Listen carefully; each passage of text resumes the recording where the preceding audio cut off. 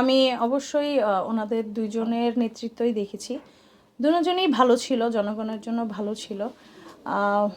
খারাপটা আসলে সব ভালো খারাপ মিলাই তো মানুষ থাকে, তো আসলে ওইভাবে বিচার বিবেচনা আসলে আমি করতে পারছি না। বাট আমি ভালোটাও দেখেছি, খারাপটাও দেখেছি। অবশ্যই দুটোটার থেকেই শিক্ষা নেওয়া উচিত। ভালোটা হলো ব্লেসিং, খারাপটা হলো শিক্ষা। এখন দুইটার থেকেই নিতে হবে, কিন্তু এটাই উচিত দুটোটার থেকেই নেওয়া। তাহলে সামনে ভালো একটা দলের সাথে রাজনীতি করার ইচ্ছা রয়েছে আপনার? হ্যাঁ, ইচ্ছা আছে, যদি রাজনৈতিক প্রেক্ষাপট চেঞ্জ হয়। কেমন প্রেক্ষাপট চাওয়া? অবশ্যই ভালো।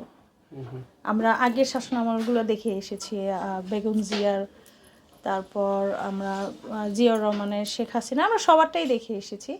তো এখন আমরা চাচ্ছি যে দেশটা একটু ভালো থাকুক, দেশের মানুষ ভালো থাকুক, তারপর একটু দেশের পরিস্থিতিটা একটু চেঞ্জ হোক, সবাই ভালো থাকুক। এটাই তো আমাদের নতুন দেশের একটা আমাদের ইচ্ছা ছিল।